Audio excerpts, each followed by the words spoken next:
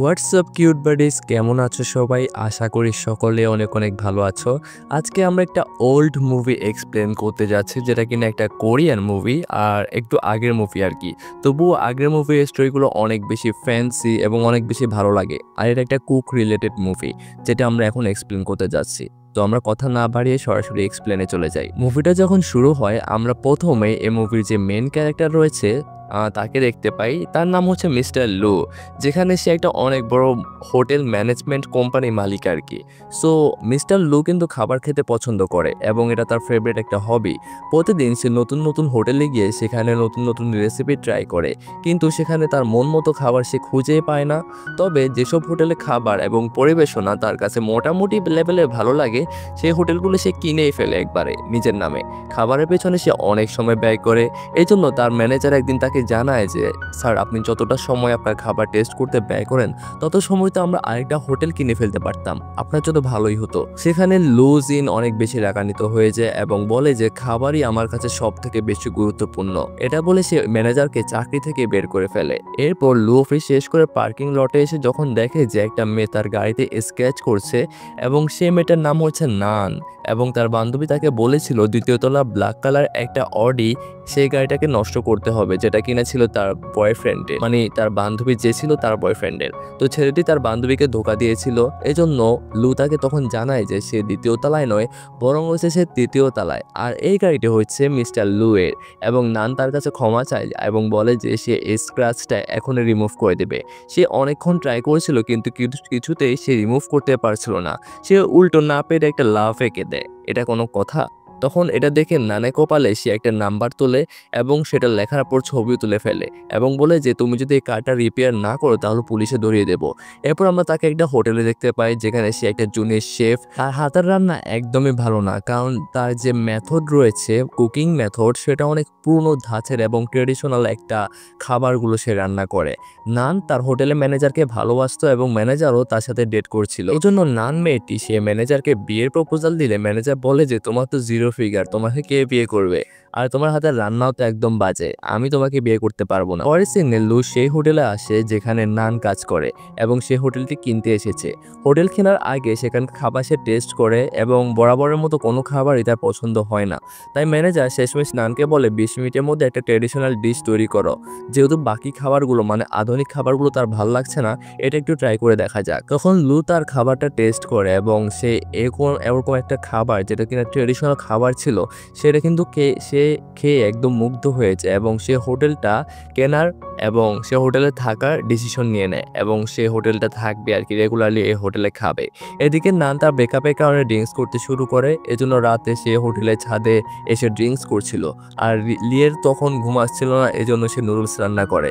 যখন সে সেটা খেতে যাবে, তখনই বারান্দায় সে শব্দ শুনে বাইরে এসে দেখে যে নান পাশে ব্যালকনি থেকে লাফ দিতে যাচ্ছে। লু তাকে বাঁচাতে গিয়ে পাশে ব্যালকনিতে চলে আসে, কিন্তু তাকে কোথাও আর দেখতে পায় না। আসলে নান ফ্লোরে শুয়েছিল। সে তার পা ধরে ফেলে এবং তাকে জিজ্ঞেস করে, আমি কি দেখতে এতটাই খারাপ যে আমার বয়ফ্রেন্ড আমার সাথে ব্রেকআপ করে নিয়েছে? সে বলে যে, তুমি দেখতে তো মোটেও সুন্দরী নও।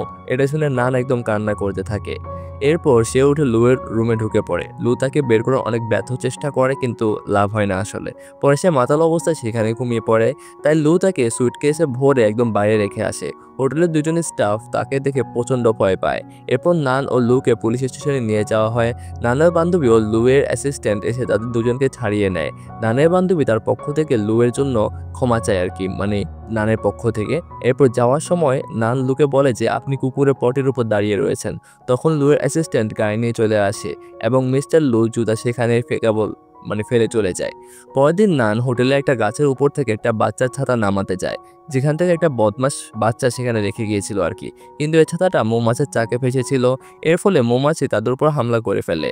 এরপর হোটেলে যে পার্কে মিস্টার লু আর অ্যাসিস্ট্যান্ট হাঁটছিল, নানও তো বাচ্চারা পালিয়ে গেলেও মৌমাছি এসেও কিন্তু তাকে কামড় দেয় এবং লুয়ের মুখের অবস্থা একদম খারাপ হয়ে যায়। এজন্য নান আবারও তার কাছে ক্ষমা চায়, মানে লুকে অনেক বেশি জ্বালাচ্ছে আর কি। কিন্তু লু জানে না আসলে সে যে খাবারের প্রেমে পড়েছে সেটা আসলে নানই তার জন্য বানিয়েছিল। আর নানও জানে না যে তার কোনো একটা খাবার এই লোকটা এত বেশি পছন্দ করেছে। এজন্য পরপর এই স্পেশাল লিস্টগুলো বানানো হলেই লু কিন্তু সেটা খেয়ে নিত, কিন্তু সে জানতো না আসলে সেগুলো নান বানিয়েছে। এরপর একদিন হোটেলের ম্যানেজার নানের সাথে দেখা করতে আসে আর বলে যে আমার এখন চর্বিওয়ালা মেয়েতে ভালো লাগে না, আমি নিয়মিত জিমে যাই, তাই তুমি আজ রাতে আমার সাথে বাড়ি চলো। এটা শুনে তাকে সে গালমন্দ করে এবং সেখান থেকে চলে যায়।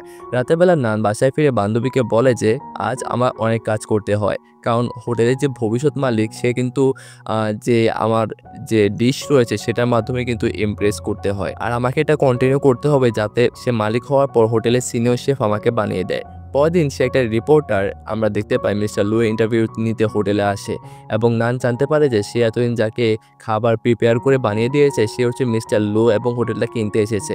এটা দেখে সে স্ট্রং হয়ে সুইমিং পুলে পড়ে যায়। এজন্য আজ সে লু অনেক বেশি ঝাল দিয়ে দেয় এবং খাবারে, যেটা খাওয়ার পর একদম প্রচণ্ড ঝালে মিস্টার লুয়ের চোখে পানি চলে আসে। কিন্তু ঝালের কারণে কিন্তু খাবারের টেস্টও খুব ভালো লাগছিল, এজন্য সে না থেমে একদম খেতেই থাকে। শেষে নান তার পক্ষ থেকে একটা ডেজার্ট বা কেক বানিয়ে পাঠায়, যেটা মিস্টার লুয়ের খাবার উপকরণগুলো দিয়ে সে বানিয়েছিল। এই খাবারটাও মিস্টার লুয়ের এত বেশি ভালো লেগেছে যে সে তার শেফের সাথে দেখা করতে চায়। কিন্তু সে আরেকদিকে নান তো ভয়ে পালিয়েছিল, কারণ সে ভাবছিল হয়তো খাবার ঝাল বেশি দেওয়ার কারণে তাকে হয়তো বকা দিবে, এজন্য সে ওয়াশরুমে লুকিয়ে থাকে। কিছুক্ষণ পর মিস্টার লু সে ওয়াশরুমে যায় এবং তার হাত থেকে একটা চামচ পড়ে গেলে সে বিষয়টা লক্ষ্য করে এবং দরজা বন্ধ করে দিয়ে ভিতরে লুকিয়ে থাকে। তখন নান পালিয়ে বের হচ্ছিল এবং মিস্টার লুর কাছে ধরা পড়ে যায় এবং তাকে বলে যে তুমি আমার পিছু করছো কেন, বুঝতে পারলাম না, তোমার ঘড়ি বন্ধ কেন। এটা ব্যাটারি ডাউন হয়েছে সে জানায়। তখন বলে যে একটা লোক সেখানে আসে এবং এই সুযোগে সে সেখান থেকে পালিয়ে যায়। কিন্তু লু নানের শেফের ইউনিফর্মটা দেখে বুঝতে পারে যে এই মেয়েটা হচ্ছে সেই শেফ যে কিনা তার জন্য এতদিন ধরে খাবার মানে ডেলিশিয়াস খাবার তৈরি করছে। পরদিন নান যখন কাজে আসে মিস্টার লু সাথে সাথে দেখা করতে চলে আসে এবং তাকে বলে যে এখন পর্যন্ত তুমি আমার সাথে যা কিছু করেছো সবকিছুই কি কোইন্সিডেন্স ছিল নাকি তুমি সবকিছু জেনে বুঝে করেছো। তখন নান কিউটভাবে এক্সপ্রেশন দিয়ে বলে যে আমি তো জেনে বুঝে করিনি। মিস্টার লু যখন নানের বানানো সুস্বাদু কেক খেতে যায় তখন তার বাবা তাকে ফোন করে এবং তিনি বলেন যে তুমি এখনো সে হোটেলে কি করছো, সেখানকার কাজ দ্রুত শেষ করে তাড়াতাড়ি অন্য হোটেলের উদ্দেশ্যে রওনা দাও। মিস্টার লু তার বাবার কথা শুনে মন খারাপ করে, কারণ সে নানের খাবার অনেক বেশি পছন্দ করে ফেলেছিল।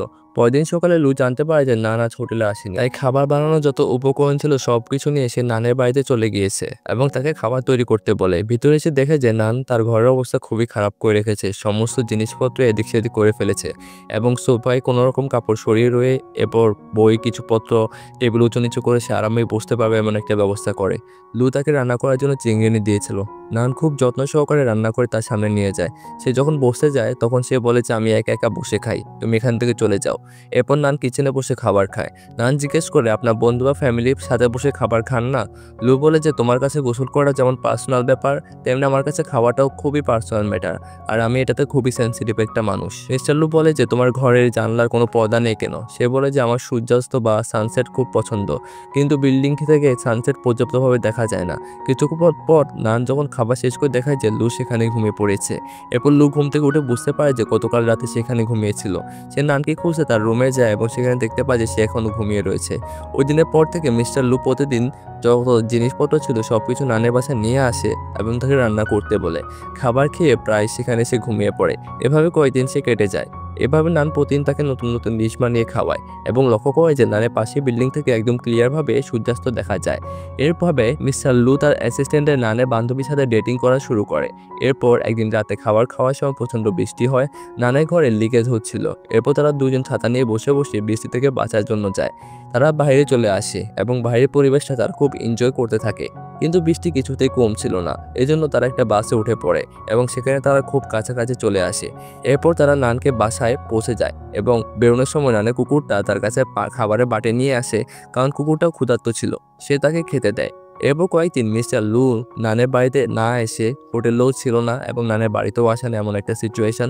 তখন নান তার বান্ধবীকে নিয়ে মিস্টার লুয়ের বাড়িতে চলে যায়। লু অ্যাসিস্ট্যান্ট তাদেরকে ভিতরে আসতে বলে, কিন্তু বিনা অনুমতিতে তারা লুয়ের সাথে দেখা করতে দিতে পারবে না। তাই সে এক দৌড়ে বাড়ির ভিতরে চলে আসে এবং দেখতে পায় সুন্দর একটা মেয়ে খাবার সার্ভ করছে।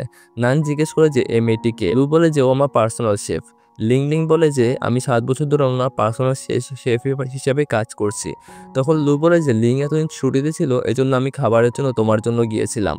এতে নান অনেক বেশি রেগে যায়। এর পরের দিন নান যখন হোটেলের কিচেনে কাজ করছিল তখন লুয়ের পাশে শিফট লিং সেখানে এসে জিজ্ঞেস করে যে তুমি তোমার কাজটি কবে থেকে করছো? সে বলে যে এই কাজটা আমি 5 বছর ধরে করছি।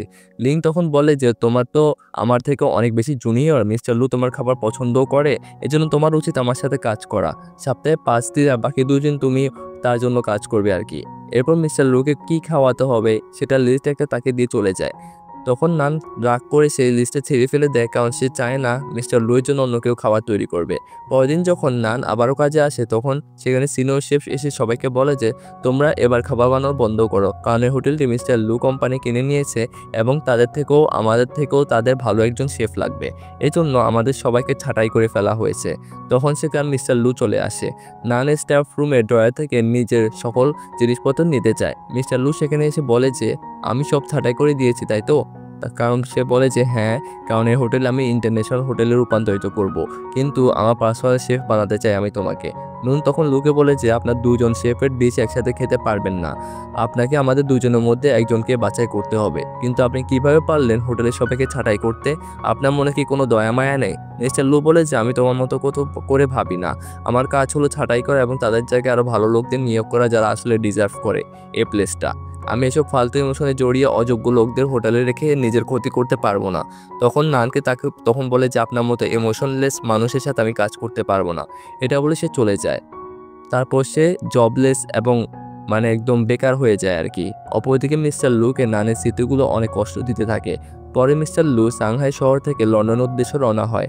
এই কথা যখন নান জানতে পারে সে তার বান্ধবী বলে যে সে মিস্টার লুয়ের সাথে অনেক খারাপ ব্যবহার করেছিল এবং তাকে সে খুব পছন্দ করে, কিন্তু তার মনের কথা কখনো বলতেই পারেনি। এই কথা ভেবে সে পাগলের মতো হয়ে গিয়েছে এবং প্রচণ্ড কান্না করে। এবং মিস্টার লু লন্ডনে পৌঁছে যায় এবং তার শেফ লিং তার জন্য খাবার নিয়ে আসে। সে তাকে বলে যে তুমি আমার সাথে খেতে পারো। লিং বলে যে এত বছর হয়ে গেল কখনো তো আমাকে খেতে বলেননি, হঠাৎ আজ বলছেন। এই বলে সে চলে যায়। লু খাবার না খেয়ে চুপচাপ বসে থাকে। রাতে লিং তাকে মেসেজ দেয় এবং বলে যে আপনার এখন শেফের চেয়ে বেশি কিছু প্রয়োজন যা আমার পক্ষে হওয়া সম্ভব নয়। মানে সে ডিরেক্টলি ওয়াইফ ইন্ডিকেট করছে যে তার একজন ওয়াইফ দরকার বা লাইফ পার্টনার দরকার। পরদিন তার বাবা তাকে বলে যে আমি কতবার তোমাকে বলেছিলাম কখনো কাজের মধ্যে নিজের ইমোশনকে জায়গা দেবে না। তখন লু বলে যে বাবা আমি অনেকদিন কার সে একসাথে বসে খাবার খাইনি, চলো আমরা একসাথে ব্রেকফাস্ট করি। এরপর সে তার বাবাকে জিজ্ঞেস করে তুমি কি কাউকে ভালোবেসেছো? তার বাবা বলে যে হ্যাঁ, আমি সবচেয়ে একজনকে ভালোবেসেছিলাম আমার মাকে, এখন আমি তাকে ভালোবাসি। এরপর তার অ্যাসিস্ট্যান্টকে ফোন করে বলে যে আমি নিউ ইয়র্ক যাওয়ার আগে আরেকবার সাংহাই শহরে যাব। ওইদিকে বেকার নান মিস্টার লুয়ের দেওয়া ঘড়িটি বিক্রি করতে আসে, আর তখন ঘড়িতে অ্যালার্ম বাজতে শুরু করে এবং সে পিছনে তাকে মিস্টার লু গাড়িতে দেখতে পায় এবং সে তাকে দেখে ট্যাক্সি নিয়ে সেখান থেকে পালিয়ে যায়। সে পালিয়ে গিয়ে একটি সবজি মার্কেটে এসে লুকিয়ে থাকে। মিস্টার লু তাকে পিছন দিয়ে সেখান থেকে চলে আসে এবং কোথাও খুঁজে না পেয়ে ঘড়িটির মাধ্যমে তার লোকেশন খুঁজে পায়, যেখানে কিনা লোকেশন ট্র্যাকার অ্যাডস করা ছিল। সেখানে গিয়ে সে দেখতে পায় যে নান তার ঘড়িটি কুকুরের গলায় ঝুলিয়ে পালিয়ে গিয়েছে এবং নানে কুকুরকে বলে যে তুমি যদি নানকে খুঁজতে সাহায্য করো তাহলে আমি তোমাকে ভালো ভালো খাবার এনে দেবো। তখন কুকুরটি তাকে নানের কাছে নিয়ে যায়, কিন্তু সে দরজা লক করে সেখানে বসে থাকে। লু বলে যে দরজা খুলো, আমি তোমার সাথে কিছু ইমার্জেন্সি কথা বলবো। সে বলছে আমি খুলবো না, আমি তোমাকে ঘৃণা করি, তুমি তোমার পার্সোনাল শেফের কাছে যাও, আমি তোমার জন্য খাবার বানাতে পারবো না। মিস্টার লু বলে যে আমার একজন শেফ মাত্র তুমি রয়েছো, তুমি একজন স্পেশাল মানুষ, আমি তোমাকে পছন্দ করি। এটা শুনে নান হেসে ফেলে এবং বলে যে তাহলে তুমি আমাকে বলো যে আমি পৃথিবীর সবথেকে সুন্দরী মেয়ে, তাহলে আমি দরজা খুলবো। তখন মিস্টার লু বলে যে হ্যাঁ, তুমি পৃথিবীর সবথেকে সুন্দরী মেয়ে। এটা শুনে নান অনেক বেশি খুশি হয়ে যায়। এরপর মিস্টার লু নানকে পাশে যে বিল্ডিং রয়েছে সেখানে চলে আসে এবং সেখানে মিস্টার লু নানের পছন্দের যে সূর্যাস্ত রয়েছে মানে সানসেট, সেই দৃশ্যটা তারা একসাথে উপভোগ করতে থাকে। আর নানের খুব ইচ্ছা ছিল যে এভাবে বসে সেই সানসেট দেখবে। মানে তার একটা লাইফ পার্টনার লাগবে এবং সে লাইফ পার্টনারের সাথে সে সারাটা জীবন এভাবে কাটাতে যাচ্ছিল। আর এই সিচুয়েশনের সাথে এই মুভিটা এখানে একটা হ্যাপি এন্ডিং হয়। তো তোমাদের এই মুভিটা কেমন লেগেছে অবশ্যই জানাবে। যদিও আমি শর্টভাবে এক্সপ্লেন করেছি তবুও আমি ট্রাই করেছি। আর আমাদের স্কুইড গেমের ২ টা ভিডিও আপলোড করেছিলাম, পুরো সিরিজটা কভার করেছিলাম। আনফরচুনেটলি সেটা কপিরাইটের জন্য চলে গিয়েছে। তো আমরা এটা আবারও আপলোড করে দেব। দেখা যাক কি হয়। তো তোমরা অবশ্যই কমেন্টে জানিয়ে দিও এবং যে তোমাদের ভিডিওটা কেমন লেগেছে এবং এই ভিডিওটাতে একটা লাইক করে দিও। চ্যানেলটা অবশ্যই সাবস্ক্রাইব করে ফেলবে। তো দেখা হচ্ছে পরবর্তী ভিডিওতে। সবাই ভালো থাকো, সুস্থ থাকো। টাটা।